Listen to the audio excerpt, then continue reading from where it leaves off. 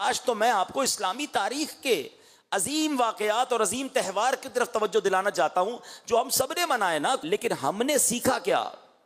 تو let's start with the Hajj. Hajj actually کیا ہے؟ اگر غور سے دیکھیں نا، طواف اللہ کے گھر کا طواف ہے، مگر صفا مروہ یہ کیا ہے؟ دو پہاڑیوں کے درمیان دوڑنا ہے. لاجک تو یہ کہتی ہے کہ یار ان دو پہاڑوں کے درمیان چلنے سے بہتر ہے کعبے کا طواف کر لو، لیکن نہیں. ایک ماں کی ادا ہے کہ اس ماں نے اپنے پیاسے بیٹے کے لیے پانی تلاش کیا، تو جب ماں دوڑی تھی رب کو وہ ادا ایسی پسند آئی کہ صفا مروہ کے درمیان دوڑنا ہر حاجی، ہر عمرہ کرنے والے کے لیے لازمی قرار دے دیا گیا ہے. اب منا کیمپس میں رہتے ہیں، عرفات میدان میں رہتے ہیں، مزدلفہ پتھریلی زمین پر سوتے ہیں. یہ سب کیوں کرتے ہیں؟ نہ اس میں کوئی بظاہر دیکھا جائے تو کوئی تلاوت ہے، نماز کے وقت میں نماز پڑھتے ہیں، لیکن اسپیشل کوئی ایسا عبادت وہاں کی نہیں ہے، وہاں ٹھہرنا ہے. یہی کام کعبے پہ بھی تو ہو سکتا تھا. عرفات تو ہے بھی حدود حرم کے باہر، مگر اسٹیپ بائی اسٹیپ یہ اللہ والوں کی یادیں ہیں کہ نبی پاک یہاں ٹھہرے تھے، اللہ والے یہاں ٹھہرے تھے، ان کی ادا کو ادا کرنا ہے. مینا کی راتیں کیمپوں میں گزارنا افضل ہے چہ جائے کہ کعبے کے قریب گزارنا، کیونکہ وہاں نبی پاک نے رات گزاری تھی. تو امتی کا کام یہ ہے کہ وہ بھی وہاں رات گزارے. تو یہ بات سمجھنی ہے کہ پھر جو رمی کی جاتی ہے، جمرات کو پتھر مارے جاتے ہیں، شیطان کو کنکر مارے جاتے ہیں. شیطان تو اب وہاں نہیں ہے، ایک دیوار ہے، سارے حاجی مان رہے ہیں. لاجک یہ کہتی ہے کہ یہ اتنے سارے لاکھوں لوگوں کو کنکر لائن لگا کے اتنا رش ہوتا ہے، مار رہے ہوتے ہیں، اس کی بجائے 2 طواف ایکسٹرا کروا دو. نہیں، اللہ کی رضا ہے کہ میرے ابراہیم نے جو کام کیا میرے بندے وہ کام کریں. بلکہ میں ایک اور مزے کی بات بتاؤں، دعا کرتا ہوں اللہ آپ کو اگلے سال حج نصیب فرمائے. میں نے اب تک جتنا پڑھا ہے، میرا مطالعہ بہت تھوڑا ہے، آپ بھی کسی مفتی صاحب سے، عالم صاحب سے پوچھئے گا، جتنے نیک اعمال ہیں ان کے فضائل میں نے اب تک 2 ہی اعمال ایسے پڑھے ہیں کہ جن کو کرنے سے کبیرہ گناہ کی معافی کا اعلان ہے. ہر جمرے کو رمی کرنے پر، ہر رمی کرنے پر ایک کبیرہ گناہ معاف ہو جاتا ہے. اور ایک اور کام ہے جو آپ آسانی سے چاہیں تو ہر ہفتے میں کئی بار اپنے محلوں میں کر سکتے ہیں کہ جنازے کو جو کاندھا دیتا ہے نا، ہر قدم پر ایک کبیرہ گناہ معاف ہوتا ہے. ہمارے یہاں کاندھا نہیں دیتے لوگ، اللہ اکبر. یقین کریں لالچ ہونی چاہیے کہ یار جنازہ ہوا ہے، چلو جنازہ پڑھوں، 40 قدم میں بھی سنت ادا کر لوں، 40 کبیرہ گناہ معاف ہو جائیں گے انشاءاللہ. تو یہ مواقع ہوتے ہیں کہ نیکی کدھر سے ملے گی. میں نے ابھی بتایا بیلنس شیٹ سیٹ کرنی ہے. ہاں، یہ کبیرہ گناہ جو معاف کروانے والے اعمال ہیں اس کو تو ڈھونڈ کے کیا کرو اور آگے بڑھ کے کیا کرو. بہرحال اب دوبارہ آتے ہیں تو اب یہ تمام چیزیں کیا بتا رہی ہیں؟ صفا مروہ کی سعی، جمرات کی رمی، مینا، عرفات میں، یہ سب یہ بتاتا ہے کہ اللہ کی بارگاہ میں مقبول یہ ہے کہ اللہ والوں کی یاد منائی جائے. کوئی پراپر حج کو سمجھے نا تو اس کو پھر یہ بات کبھی بھی کنفیوز نہیں کرے گی کہ اولیاء کرام کی یاد کیوں مناتے ہیں، عرس کیوں مناتے ہیں، ان کا ذکر کیوں کرتے ہیں، سالانہ دن کیوں مناتے ہیں. ارے بھائی، اگر اللہ والوں کی یاد نہ منانا ہوتا اور یہ درست نہ ہوتا تو پھر اتنے سارے حج کے اعمال کیا ہیں؟ سارے کے سارے اللہ والوں کی یاد ہے. اللہ کی عبادت تو طواف میں ہو رہی ہے، لیکن رب نے اس کو بھی اپنی عبادت قرار دے دیا. ان الصفا والمروہ من شعائر اللہ. اللہ نے صفا مروہ کی پہاڑی کو اپنی نشانیوں میں سے نشانی قرار دے دیا، کیونکہ بی بی ہاجرہ دوڑی تھیں. تو بہرحال میرے پیارے اسلامی بھائیوں، پہلا میسج حج سے یہ ملتا ہے کہ حج اللہ والوں کی یاد ہے، اور اللہ والوں کی یاد منانا یہ اللہ کی بارگاہ میں بڑا مقبول عمل ہے. پھر آگے چلیں تو جو یہ احرام ہے نا، اللہ کرے آپ کو اور مجھے بار بار پہننا نصیب ہو. بلیو کریں اس کی کیفیت ہی اور ہے. لیکن جب احرام پہنتا ہے نا انسان، تو امام غزالی نے لکھا کہ وہ احرام پہنے تو اپنے کفن کو یاد کرے کہ ایک وقت آئے گا سارا لباس اتار کر کفن پہنایا جائے گا. حج کو جائے، سفر پر جائے تو اس سفر کو یاد کرے کہ ایک بار مجھے گھر سے جنازے کی صورت میں لے کر جایا جائے گا، گھر بار، کاروبار، فیملی سب پیچھے، اور میں قبر میں چلا جاؤں گا. جس طرح حج کو گیا ہے، احرام پہن کر گیا ہے، سمجھ لے ایک دن آئے گا جب کفن پہن کے گھر سے نکلوں گا. ایک اور بات امام غزالی لکھتے ہیں، کعبے کا دیدار کرے تو غلاف کعبہ پکڑ کر یہ اپنے آپ کو احساس دلائے، آج کعبے سے ملاقات کے لیے آیا ہوں، ایک دن آئے گا جب رب کی ملاقات کے لیے حاضر ہوں گا. Actually every step have message. ٹھیک ہے، اچھا پھر آگے چلتے ہیں. اسی آپ میں ہم میں سے کئی لوگوں نے حج نہیں کیا، لیکن قربانی ہم میں سے بہت سو نے کی ہوگی، یا کہیں نہ کہیں اس معاملات سے ہم ان ٹچ رہے ہوں گے. یہ قربانی دراصل کیا ہے؟ کبھی اس کو سمجھنے کی کوشش کی؟ یہ کوئی چھوٹی قربانی نہیں تھی. لوگ سمجھتے ہیں کہ حضرت اسماعیل علیہ الصلوۃ والسلام کو ذبح کرنے چلے. اگر اس کی پوری ڈیپتھ پہ جائے نا تو میں کہتا ہوں رونگٹے کھڑے ہو جاتے ہیں. سب سے پہلے سمجھیے کہ حضرت ابراہیم علیہ الصلوۃ والسلام کو حضرت اسماعیل ملے کیسے؟ ہاں، آپ مسلسل اللہ کی بارگاہ میں دعا کرتے رہے، اور آپ کی دعا پتہ کیا تھی؟ اسمع یا ایل، اسمع یا ایل. اسمع عربی زبان کا لفظ ہے، ایل عبرانی زبان کا لفظ ہے. اسمع کے معنی بنتے سن لے، ایل کے معنی اے پروردگار، اے میرے مالک سن لے، مجھے اولاد دے. آپ مسلسل دعا کرتے رہے، جب جا کے حضرت اسماعیل ملتے ہیں. کسی کے یہاں 10 سال بعد بیٹا ہونا، وہ پیر نہیں رکھنے دیتا بچے کو زمین پہ، بڑے سالوں بعد ہوا ہے. اور اس کے بعد اب آپ جب وہ بچہ کچھ چند سالوں کا ہو جاتا ہے تو آپ کو حکم دیا جاتا ہے کہ اس کو قربان کرنا ہے، اللہ کی راہ میں قربان کرنا ہے. اچھا، یہاں ایک اور بات وہ بھی آپ کو پتا ہوگا، یہ حضرت ہاجرہ جو دوڑی تھی وہ کن کے لیے دوڑی تھی؟ وہ بھی حضرت اسماعیل کے لیے دوڑی تھی. بیٹا پیدا ہوتا اور حکم دیا گیا کہ ان کو کعبے کے قریب چھوڑ کر چلے جائیں. ماں اور بیٹے کو چھوڑ کر آپ چلے گئے اس بیابان کے اندر. یہ کتنی بڑی قربانی تھی، کیونکہ اللہ کا حکم تھا. اور پھر اب حضرت اسماعیل کے قدموں سے زمزم کا جاری ہونا. اور آپ تو سمجھدار لوگ ہیں، پڑھے لکھے ہیں، کہ اس زمانے میں بلکہ اب بھی دنیا میں جہاں پانی ہوتا ہے وہیں زندگی ہوتی ہے، وہیں آبادی ہوتی ہے. زمزم کا شروع ہونا، مکے کی آباد کاری شروع ہونا، اور آہستہ آہستہ مکہ ایسا آباد ہوا کہ پوری دنیا کا مرجع بنا. پھر کعبے کی اثر نو تعمیر ہونا. یہ حضرت اسماعیل اور حضرت ابراہیم جو ہے نا، یقین کریں وہ ہستیاں ہیں، ان کے اتنے احسانات ہیں کہ پڑھے تو انسان کا ایمان تازہ ہو جاتا ہے. اب ذرا سنیے گا، آپ کو یہ کہا گیا کہ بچے کو قربان کرنا ہے، اللہ کی راہ میں ذبح کرنا ہے. آپ ایک دن تو سوچتے رہے کیونکہ خواب میں یہ حکم دیا گیا تھا. دوسرے دن آپ کو یقین آ گیا. تیسرے دن آپ نے بچے کو لے کر جانا چاہا، لیکن کمال دیکھیں کہ اپنے بچے سے مشورہ بھی کیا. اب بیٹا دیکھو کیسی فرما بردار. آپ نے جو مشورہ کیا وہ بھی قرآن میں موجود ہے. پہلے آپ نے اپنے بیٹے سے کیا کہا؟ یا بنی انی ارا فی المنام انی اذبحک فانظر ماذا تری. اے میرے بیٹے، میں نے خواب میں دیکھا ہے کہ میں تجھے ذبح کرتا ہوں، اب تو دیکھ تیری کیا رائے ہے. کسی کو ذبح کرنے کے لیے رائے پوچھیں گے تو کیا رائے دے گا؟ اچھا، عمر 7 سال، ایک روایت کے مطابق 9 سال، اتنی کم سنی ہے. مگر تربیت ابراہیمی دیکھو کہ وہ بیٹا کہتا ہے اے میرے والد کیجئے جس کا آپ کو حکم دیا جا رہا ہے، آپ مجھے صابر پائیں گے، صبر کرنے والا پائیں گے. اللہ اکبر. اچھا، جب آپ لے کر گئے نا اپنے بیٹے کو تو شیطان مختلف روپ میں آپ کے سامنے آیا اور آپ نے فرشتوں کے کہنے پر اسے کنکر مارے. یہ وہ رمی ہے جو آج حاجی کرتے ہیں. مگر یاد تو کیجئے کہ یہ کیسی رمی تھی، یہ کیسا کمال تھا کہ اس وقت باپ بیٹے کو ذبح کرنے جا رہا ہے اور شیطان بیچ میں آ کر ورغلانے کی کوشش کر رہا ہے. اور اس کے بعد وہ بیٹا کیسا فرما بردار کہ جب ذبح کرنے کا وقت آیا نا تو بیٹا کہتا ہے بابا جان 1-2 کام کیجئے کہ آپ مجھے ذرا اچھی طرح باندھ دیجئے تاکہ میں جب زور سے ہلوں گا تو ایسا نہ ہو کہ جو ہے نا میرے خون سے آپ کے کپڑے خراب ہو جائیں. اور بابا جان دوسری بات یہ ہے کہ آپ مجھے الٹا لٹا دیجئے تاکہ مجھے ذبح کرتے وقت آپ میرے چہرے کو نہ دیکھیں، آپ کو زیادہ تکلیف ہوگی. اچھا بابا جان چھری کو زیادہ تیز کر دیجیے گا تاکہ وہ گلے پر جلدی چل جائے، مجھے بھی کم تکلیف ہوگی. اور میرے اس عمل کے بعد مجھے جب آپ گلا میرا کاٹ دیں، ذبح کر دیں تو میرا لباس میری ماں کو دے دیجیے گا، تھوڑا اسے تسلی ہو جائے گی. کبھی سوچا یہ باتیں کتابوں میں تو ہیں، قربانی کتنی بڑی ہے. باپ کے دل پر کیا گزری ہوگی، بیٹے کا عمل کیسا ہوگا. آج وہ لوگ جو تھوڑی سی کوئی قربانی دینے کے لیے تیار نہیں ہے، نہ وقت کی قربانی نہ مال کی قربانی. آج کسی کو کہو بھائی آؤ مسجد میں، ٹائم نہیں ہے، کچھ دین کے لیے 2-3 دن دے دیں، نہیں بھائی بہت مصروف ہوں، کاروبار ہے، جاب ہے. وہ کیسے خاندان تھے، اللہ کا حکم سب کچھ قربان.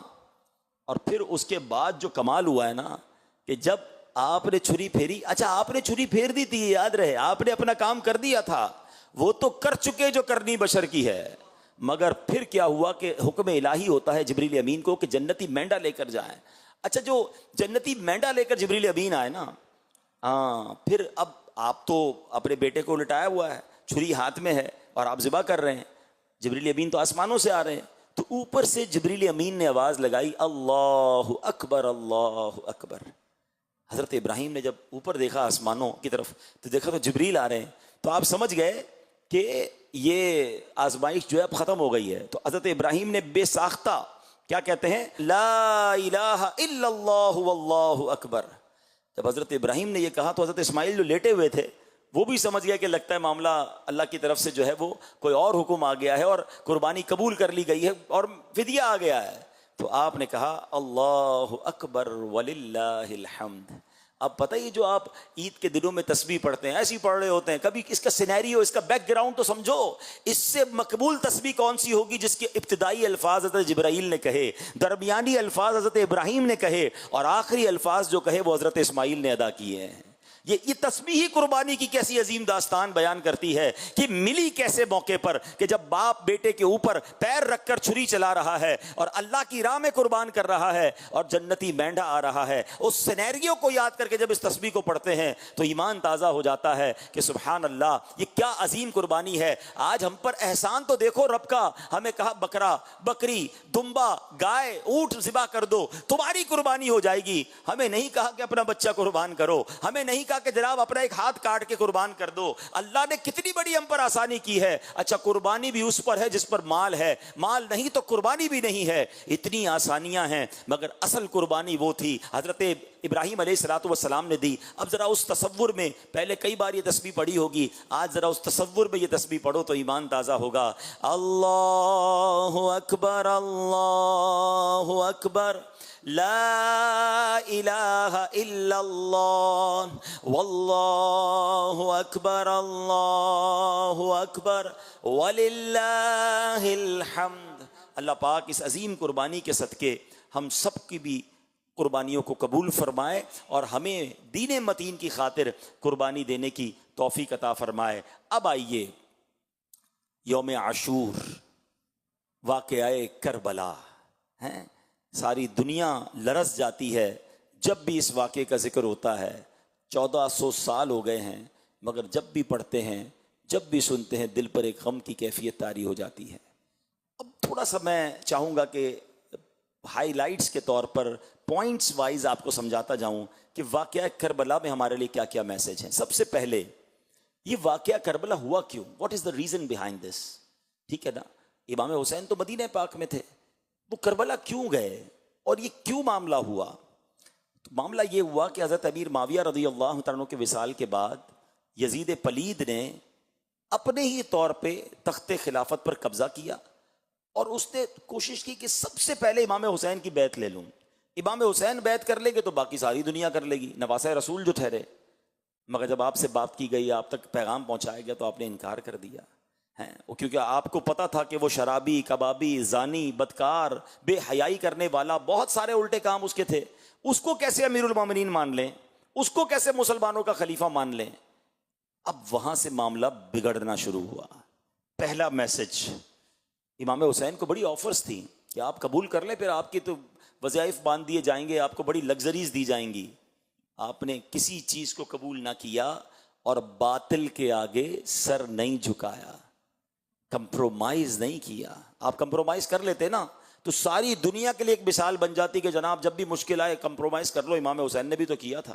نہیں, آپ نے سر کٹا دیا مگر کمپرومائز نہیں کیا. یہ میسج ہے ہم تمام لوگوں کے لیے جو کہتے ہیں یار آفس کا ماحول ایسا ہے نا تو وہاں نماز نہیں پڑھ سکتا, ذرا ہمارا دوستوں کا ماحول ایسا ہے نا تو وہاں ڈریس مجھے ایسے ہی پہننا پڑتا ہے. ارے جناب یہاں جو ہے نا میں سنت پر عمل نہیں کر سکتا, فلاں ملک میں جاتا ہوں تو وہاں اس برائی سے نہیں بچ سکتا. ارے تم ماحول کی وجہ سے اپنے اعمال, اپنے دین, اپنے عقائد پر کمپرومائز کر لیتے ہو. سیکھو نواسہ رسول صلی اللہ تعالی علیہ وسلم سے کہ کس طرح جان قربان کر دی مگر باطل سے کمپرومائز نہیں کیا. یہ رہتی دنیا کے لیے میسج ہے کہ امام حسین نے عظیم قربانی اس لیے دی کہ نانا کے دین کے پرچم کو بلند کر دیں. کیا خوبصورت شعر ہے نا کہ قتل حسین اصل میں مرگ یزید ہے, اسلام زندہ ہوتا ہے ہر کربلا کے بعد. تو وجہ یہ بنی کہ آپ نے باطل کے آگے سر نہیں جھکایا. اب دوسرا سوال ذہن میں یہ آتا ہے کہ ٹھیک ہے آپ نے جب نہیں کی بیعت تو مدینہ چھوڑ کر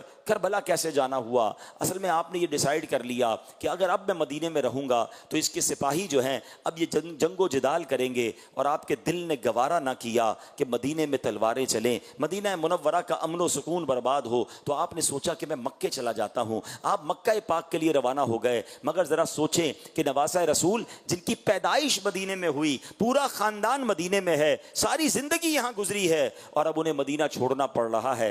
تاریخ میں جس طرح یہ واقعات لکھے ہیں کہ کس طرح امام حسین نے روتے ہوئے نبی پاک کے روضے پر حاضری دی، وہ رات کیسی آہو فغاں میں گزری تھی، نانا جان کو کس طرح الوداع کہا گیا کہ نانا حضور اب ہم سے مدینہ چھڑوایا جا رہا ہے۔ اللہ اکبر، یہ وہ ہستی ہیں جن کو میرے آقا جنتی نوجوانوں کا سردار فرمایا کرتے، میرے آقا انہیں جنتی پھول فرمایا کرتے، نبی پاک انہیں چوما کرتے، یہ نبی پاک کے کاندھوں پر سواری کرتے۔ ایسا انٹریکشن، ایسا تعلق تھا، اور ان ظالموں نے امام حسین کو مدینہ چھڑوایا۔ آپ روتے ہوئے اشک بار آنکھوں سے مدینہ پاک سے مکہ پاک آ گئے۔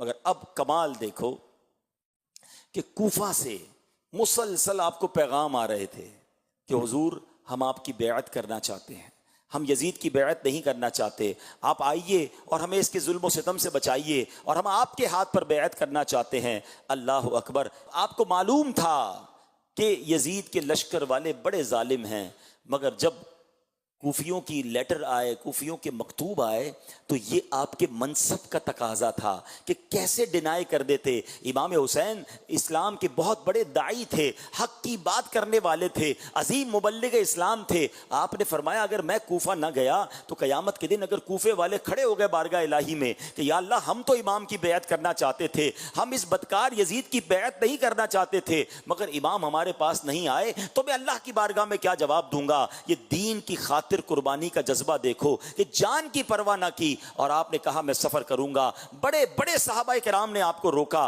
منع کیا، یہ آپ کو دھوکہ دیں گے، انہوں نے پہلے بھی لوگوں کو دھوکہ دیا ہے، مگر آپ نے کہا نہیں، ان کے میرے پاس لیٹر آئے ہوئے ہیں، میرا منصب اس بات کی اجازت نہیں دیتا کہ میں مسلمان پریشان ہوں، مجھے پکار رہے ہوں اور میں ان کی مدد کو نہ جاؤں اور میں دین کی بات کرنے نہ جاؤں۔ اللہ اکبر، یہ امام حسین کا ڈیسیشن لینا، یہ آپ کا ٹریول اختیار کرنا۔ حالانکہ ایک اور بات ذہن میں رہے کہ امام حسین وہ شخصیت ہیں جن کی پیدائش کے وقت سے شہادت کی خبر مشہور تھی، نبی پاک نے پہلے ہی صحابہ کو بتا دیا تھا کہ حسین کو شہید کیا جائے گا، بلکہ مولا علی شیر خدا کرم اللہ تعالی وجہ الکریم کو تو یہ بھی معلوم تھا کہ کربلا کے میدان میں شہید ہوں گے۔ کربلا کی بٹی آپ کو دکھائی گئی، نبی پاک علیہ الصلوۃ والسلام کی بارگاہ میں فرشتے لے کر آئے، تو یہ سب کو معلوم تھا، مگر پھر بھی کربلا کا سفر ہو رہا ہے، پھر بھی کوفہ کا سفر ہو رہا ہے۔ تو اس سے ایک اور بات پتہ چلتی ہے، دیکھیں نبی پاک تو وہ ہیں کہ لوگ آ کر دعا کرواتے، اپنے کام کروا لیتے تھے۔ صحابہ کہتے بارش چاہیے، آقا ہاتھ اٹھاتے بارش برستی، صحابہ کہتے بارش رکوائیے، آقا ہاتھ اٹھاتے بارش رک جاتی۔ جو نبی چاند کو اشارہ کر کے 2 ٹکڑے کر دے، وہ نبی کیا اپنے نواسے سے یہ آفت ٹل جائے اس کی دعا نہیں کر سکتے تھے؟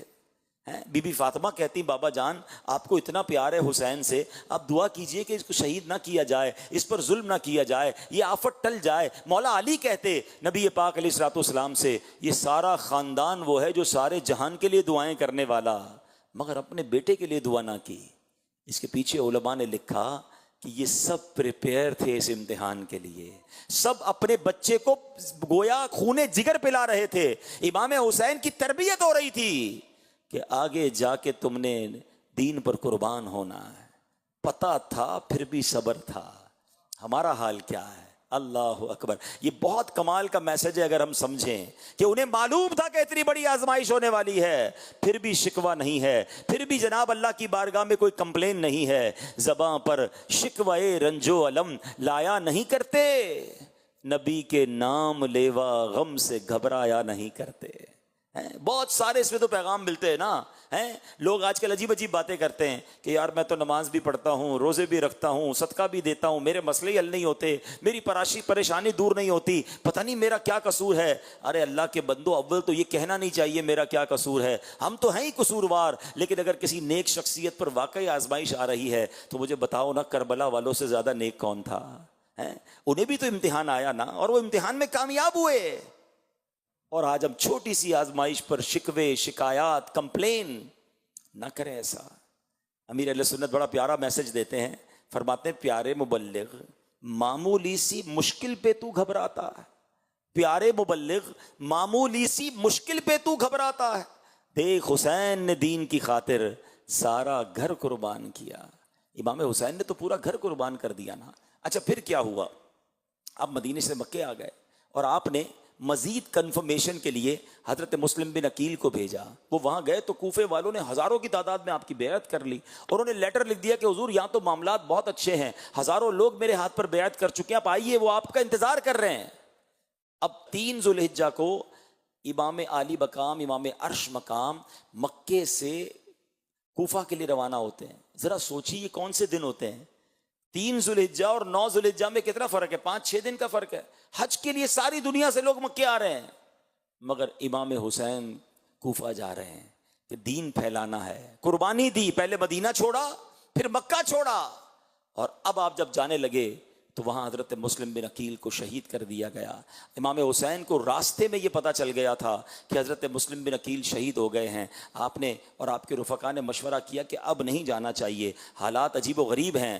مگر حضرت مسلم بن عقیل کے خاندان والوں نے کہا کہ ہم تو جائیں گے، ہم یا تو بدلہ لیں گے یا خود بھی شہید ہو جائیں گے. تو امام حسین سبحان اللہ کہتے ہیں نا ساتھیوں کے ساتھی، آپ نے فرمایا جب تم نے جانے کا سوچا ہے تو میرا بھی واپس مڑنا درست نہیں ہے. جب ساتھ ہی سفر اختیار کیا ہے تو اب ساتھ ہی سفر کریں گے. اپنے قافلے والوں کی دل جوئی، ان کی حوصلہ افزائی کے لیے آپ نے بھی سفر اختیار کیا. اللہ اکبر. اب جب آپ کربلا کے قریب پہنچتے ہیں تو حضرت حر جو اس وقت یزیدی فوج میں تھے، انہوں نے انٹرسیپٹ کیا، آپ کو روکا، اور اس کے بعد ابن زیاد اور اس کے کارندے جب آ گئے، ابن سعد آ گئے، ابن سعد اور ان تمام لوگوں نے جب گھیرا ڈال دیا تو اب جب جنگ شروع ہونے والی تھی تو کمال یہ ہوا کہ گاؤں کے لوگ آئے، آس پاس کے ولیج کے لوگ آئے. کہتے ہیں جب تک ہم زندہ ہیں ہم اہل بیت اطہار کے کسی بندے کو شہید ہوتا ہوا نہیں دیکھ سکتے، پہلے ہم قربانی دیں گے. سارے گاؤں کے لوگ یزیدی فوج سے لڑتے لڑتے شہید ہو گئے. ایک بنی کلب کا ایک دولہا تھا، اس کی 17 دن کی شادی تھی. اس کی ماں آتی ہے روتے روتے کہ بیٹا میری زندگی کی تمنا ہے. قریب ہی نواسہ رسول موجود ہیں، اپنے لشکر کے ساتھ موجود ہیں، سامنے 22,000 کا لشکر ہے. اے میرے بیٹا کیا ایسا نہیں ہو سکتا کہ تم بھی اپنی جوانی امام حسین کے قدموں پہ قربان کر دو؟ وہ نوجوان لڑتے لڑتے شہید ہوتا ہے. جب اس کا سر دلہن کی گود میں ڈالا جاتا ہے تو وہ بھی روتے روتے دنیا سے چلی جاتی ہے. ذرا سوچئے تو صحیح میرے پیارے اسلامی بھائیوں، یہ کیسی قربانی کی داستانیں ہیں. یہ کیسے لوگ تھے کہ ایک طرف جن کو باقاعدہ کوئی انٹریکشن نہیں تھا مگر محبت آل رسول میں آ کر وہ اپنے سر کٹا رہے ہیں، اور ایک طرف یزیدی ہیں، 22,000 کا لشکر ہے اور وہ کسی طریقے سے بھی پیچھے ہٹنے کے لیے تیار نہیں. امام حسین نے کئی بار انہیں کہا کہ میں لڑنے نہیں آیا. کوئی لڑنے جاتا ہے تو بچوں کو لے کے جاتا ہے، فیملی کو لے کے جاتا ہے. آپ تو اپنے بچوں کو لے کر گئے تھے کہ مجھے تو کوفے والے بلا رہے ہیں، ویلکم کرنے کے لیے بلا رہے ہیں، دین کی دعوت دینے جا رہا ہوں، اس لیے فیملی ساتھ لے کر آئے تھے.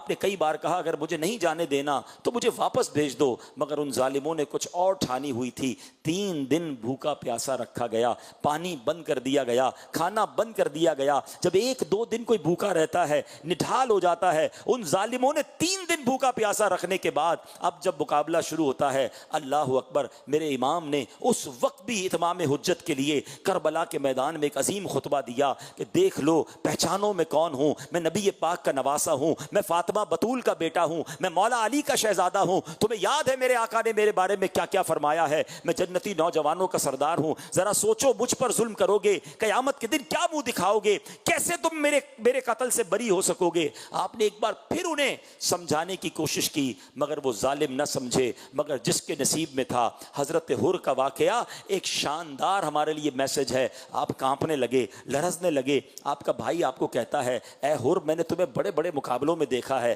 تم تو بڑے بہادر ہو، تم تو بڑے جری ہو، یہ تمہیں کیا ہو گیا ہے؟ اتنی چھوٹی سی لشکر ہے، اتنا چھوٹا سا میدان ہے اور تم کانپ رہے ہو. اللہ اکبر. حضرت حر کہتے ہیں کہ میں ایسا لگتا ہے کہ جنت اور دوزخ کے درمیان کھڑا ہوں. دنیا مجھے کھینچ رہی ہے جہنم کی طرف مگر سامنے مجھے نواسہ رسول کے قدموں میں جنت نظر آ رہی ہے. میں ان دونوں کے درمیان لرز رہا ہوں کہ کہیں میری زندگی تباہ و برباد نہ ہو جائے. میں نواسہ رسول سے کیسے لڑائی کر سکتا ہوں؟ ایمان کی رمق دل میں موجود تھی. ادھر امام حسین نے اعلان کیا کون ہے جو ہمارے نام پر اپنی جان قربان کرے؟ بس یہ سننا تھا کہ حضرت حر نے اپنا گھوڑا دوڑایا، یزیدی فوج سے نکلے اور حسینی فوج میں جا ملے. اور وہاں جا کر پھر آپ نے امام حسین کے قدموں پر لڑتے لڑتے یزیدیوں کے ساتھ اپنی جان قربان کی. یہ ایک لمحے کا ڈیسیشن، کروشل ڈیسیشن، یہ ہمیں بہت کچھ بتاتا ہے.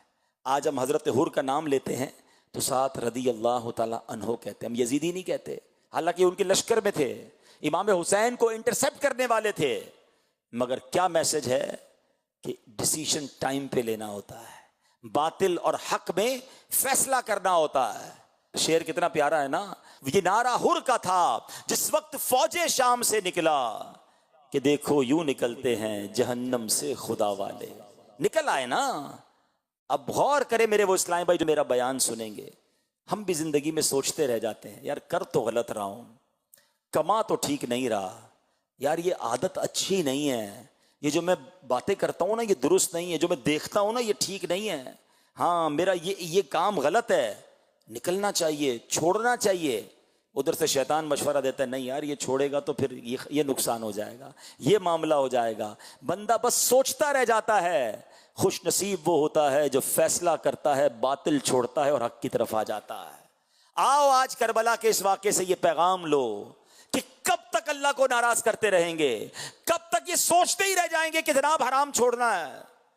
ہر اسلامی بھائی کو معلوم ہے جتنے یہاں بیٹھے ہیں، مجھے کسی کو بتانے کی حاجت نہیں، جو جھوٹ بولتا ہے، جو حرام دیکھتا ہے، جو حرام سنتا ہے، جو حرام کماتا ہے، جو حرام فعل میں مبتلا ہے، اسے معلوم ہے، مگر وہ ڈبل مائنڈڈ ہوتا ہے، وہ سوچتا رہ جاتا ہے، وہ عمل نہیں کرتا۔ اس لمحے اگر حضرت حر بھی سوچتے رہ جاتے تو شاید دنیا میں ان کا کوئی نام لینے والا نہ ہوتا، مگر آج حضرت حر کا میں نے مزار دیکھا ہے، ان کا مزار بنا ہوا ہے، کیونکہ کربلا والوں اور امام عالی مقام کے قدموں پر اپنی جان قربان کر دی نا، تو یہ سبق ہمیں ملتا ہے۔ ایک اور بات، 72 تھے کربلا والے، 22,000 تھے یزیدی، نماز دونوں کی ہوتی تھی، ہاں کلمہ وہ بھی پڑھتے تھے نا، مگر الگ الگ جماعت ہوتی تھی۔ بتاؤ کون سی جماعت مقبول تھی؟ کون سی والی؟ 72 والی۔ میسج لے لو، ہر بڑی جماعت درست ہو ضروری نہیں ہے، دل میں عشق رسول ہو، خوف خدا ہو، اہل بیت کی محبت ہو، چاہے وہ چھوٹی جماعت ہو، اللہ کی بارگاہ میں وہ مقبول ہوتی ہے۔ بعض اوقات کہتے ہیں نا مائٹ از آلویز رائٹ، ارے جناب جو بہت سارا دنیا ایک کام کر رہی ہے ہم نہیں کر رہے، ہم تھوڑے ہی رہ جائیں گے، ارے جناب 72 بھی ہوں تو 22,000 سے زیادہ مقبول ہوتے ہیں، وہ کامیاب ہوتے ہیں، وہ اللہ کی بارگاہ کے پسندیدہ بندے ہوتے ہیں۔ مجھے بتاؤ نا ان کی اس قربانی نے ہمیں کتنا بڑا درس دیا ہے۔ آج کون بچا؟ امام حسین کے اس پورے قافلے میں ایک عابد بیماری مرد واپس گئے نا، باقی تو سارے شہید ہو گئے، پورا خاندان لٹ گیا۔ 22,000 کے لشکر میں ہزاروں یزیدی واپس گئے۔ میں آپ سے سوال کرنا چاہتا ہوں، کسی یزیدی لشکر کے ایک بندے کا نام بتا دیں۔ 2-4 جو کمانڈر تھے اس کے علاوہ کسی کو بھی نام نہیں پتا۔ کیوں نہیں پتا؟ ان کے نام و نشان مٹ گئے۔ مگر کمال دیکھو، 1400 سال گزر گئے، شہدائے کربلا کے نام لوگ تعویذ کی طرح اپنے پاس رکھتے ہیں، ان کے نام زندہ جاوید ہیں۔ بتاؤ دنیا میں کوئی ایک بندہ جو کہے میں یزید سے محبت کرتا ہوں، یہ یزیدیوں سے محبت کرتا ہوں۔ دنیا کے کونے کونے میں چلے جائیں، آپ کو امام حسن اور امام حسین اور اس پورے قافلے کربلا والوں کے چاہنے والے ملیں گے۔ قربانی دی، اللہ نے ان کے نام باقی رکھے، ان کی عزتیں بڑھ گئیں۔ ارے وہ حکومت کیا کرتے، امام حسین نے کروڑوں اربوں مسلمانوں کے دلوں پر آج بھی راج کیا ہوا ہے۔ حکومت تو یہ ہے نا، ہم ایکچولی بعض اوقات کیلکولیٹر پہ چل رہے ہوتے ہیں، یار اتنا نہیں ملا، یہ چھوڑ گیا، یہ چلا گیا۔ ہر چیز کیلکولیشن سے نہیں ہوتی ہے جناب، کچھ فیصلے عشق کے بھی ہوتے ہیں۔ عقل کو تنقید سے فرصت نہیں، عشق پر اعمال کی بنیاد رکھ۔ حضرت ابراہیمی کے تو واقعہ ہے نا کہ جب آگ میں ڈالا جا رہا تھا، کتنی بڑی آگ تھی کہ پرندے نہیں گزرتے تھے، مگر آپ نے کیوں اس آگ میں چھلانگ لگا دی؟ اللہ کے بھروسے۔ لیکن اگر آگ پھر کیا ہو گئی؟ گلزار ہو گئی نا۔ شاعر کیا لکھتے ہیں کہ بے خطر کود پڑا آتش نمرود میں عشق، عقل تھی محو تماشائے لبے بام ابھی۔ عقل تو سوچ ہی رہی تھی، عشق نے اپنا کام کر دیا۔ عقل والوں کے نصیبوں میں کہاں ذوق جنوں، عشق والے ہیں جو ہر چیز لٹا دیتے ہیں۔ اللہ وہ جذبہ عطا فرمائے، دین کے لیے قربانی کا جذبہ عطا فرمائے، اور جب اللہ کی راہ میں چلیں، جب دین کی طرف آئیں اور کوئی مشکل آئے تو صبر بھی اللہ عطا فرمائے کہ کوئی بات نہیں، یہ رکاوٹ آئی ہے، میں نے دین نہیں چھوڑنا ہے۔ تھوڑی سی تکلیف ہو، نہیں بھائی یار نماز نہیں پڑھنی، نماز پڑھتا ہوں، لوگ باتیں کرتے ہیں، نہیں یار میں نے دین کی طرف نہیں جانا، کیا کروں، کولیگز تنگ کرتے ہیں، کوئی حوصلہ ہی نہیں بڑھاتا۔ ارے امام حسین کو دیکھو، سب کچھ قربان کر دیا، مگر دین کے پرچم کو سر بلند کیا. آخری بات کرنا چاہتا ہوں, ہم سب چاہتے ہیں, ہم سب کی تمنا ہے کہ قیامت کے دن ہماری ملاقات ہو امام حسین سے. ہم سب چاہتے ہیں اہل بیت اطہار کے قدموں میں ہمارا حشر ہو. مگر بتاؤ نا, جب قیامت کے دن امام حسین کے قدموں میں حاضر ہوں گے اور امام حسین نے اگر ایک سوال ہم سے کر لیا کہ میں نے تو اپنے نانا کے دین کو سر بلند کرنے کے لیے پورے گھر کو لٹا دیا, بتاؤ تم نے دین اسلام کی کیا خدمت کی ہے؟ Is there any answer؟ ہمارے پاس کوئی جواب ہے؟ بس اس دن کی تیاری کرو, ملاقات امام حسین کی تیاری کرو کہ جب حاضر ہوں گا نا نبی پاک کے نواسے کی بارگاہ میں, تو عرض کروں گا حضور اپنے حصے کا چراغ میں بھی جلا کے آیا ہوں, اپنے حصے کی کوشش میں بھی کر کے آیا ہوں, کچھ تو کر کے جاؤ نا. کیا یہ جواب دو گے کہ بڑی پروفیشنل لائف تھی, بہت بیزی لائف تھی, کاروبار تھا, جاب تھی, فیملی تھی, دین کے لیے کوئی ٹائم نہیں تھا؟ نہیں جناب, ہم سب کو امام حسین کے نقش قدم پر چلتے ہوئے نبی پاک کے دین کی خدمت کرنی ہے. That's why you are here. اسی لیے تو آئے ہو نا آپ کہ ہم نے کچھ سیکھ کر, ہم نے بھی جذبہ لے کر جانا ہے. ہم سب چاہتے ہیں حسینی طریقے پر چلیں. کوئی ایسا بیٹھا نہیں ہوگا کہ زندگی یزیدی طریقے پر گزرے. مگر کبھی اس کو غور کیا کہ حسینی طریقہ کیا ہے اور یزیدی طریقہ کیا ہے؟ امام حسین نے کربلا کے میدان میں بھی نماز پڑھی تھی, تلواروں کے سائے میں بھی سجدے کیے تھے. بتاؤ نا, وہ تلوار کے سائے میں سجدے کریں اور پنجتن کا غلام کہلانے والا فرض نمازیں چھوڑ دے. پنکھے لگے ہوتے ہیں مسجدوں میں, کارپیٹ بچھے ہوتے ہیں, نماز قضا ہو جاتی ہے. یاد رکھو امام حسین سے محبت صرف کھچڑا بنانے اور کھانے میں نہیں ہے. یقیناً نیاز کرنی ہے, ہاں اچھی بات ہے, ایصال ثواب کرنا چاہیے, مگر ہم نیازی بعد میں ہیں, نمازی پہلے ہیں. تو آئیے آج کربلا کا یہ پیغام بھی لے کر جائیں کہ آج کے بعد ہماری کوئی نماز قضا نہیں ہوگی. ایسا نہیں, زوردار نعرہ لگائیں, آج کے بعد ہماری کوئی نماز قضا نہیں ہوگی. ہم روزانہ کچھ نہ کچھ تلاوت قرآن کریں گے. اچھا پھر یزیدی طریقہ کیا ہے؟ کربلا کی رات شب عاشور حسینی قافلے میں, حسینی خیمے میں تلاوت ہو رہی تھی, دعائیں ہو رہی تھی, نمازیں ہو رہی تھی. یزیدی کیمپ میں کیا ہو رہا تھا؟ رقص و سرور کی محفلیں, شراب, موسیقی. اب غور کر لیں, ہماری راتیں نمازوں میں ہیں, تلاوت میں ہیں, دعاؤں میں ہیں, یا اللہ نہ کرے موسیقی میں ہیں, گانے باجوں میں ہیں, بے حیائی میں ہیں. یہی تو یزیدی طریقہ ہے نا. ہمیں یزید کے ساتھ نہیں, ہمیں امام حسین کے ساتھ محشر میں جمع ہونا ہے. تو حسینی طریقے کو اپنا لیجئے. اور دعوت اسلامی کا ماحول یہ کمال کا ماحول ہے جو ہمیں حسینی طریقے پر زندگی گزارنے کا طریقہ بتاتا ہے. اور سبحان اللہ, کربلا والوں سے جو امیر اہل سنت اور دعوت اسلامی والوں کی محبت ہے نا, کربلا والے کتنے تھے؟ 72 تھے. ٹھیک ہے, آپ کو پتہ ہے دعوت اسلامی کے شعبہ نیک اعمال, یہ کتنے نیک اعمال ہیں ذرا بتائیے؟ 72. یہ کیوں ہے 72 بھائی؟ کربلا والوں کی یاد میں. ہمارا جو 3 دن کا مدنی قافلہ ہوتا ہے, اس مدنی قافلے کے گھنٹے کتنے بنتے ہیں؟ ذرا زور سے بولے نا. 72 گھنٹے کا مدنی قافلہ اور 72 نیک اعمال تھام لو, انشاءاللہ 72 کربلا والوں کے پیچھے پیچھے جنت میں جائیں گے انشاءاللہ.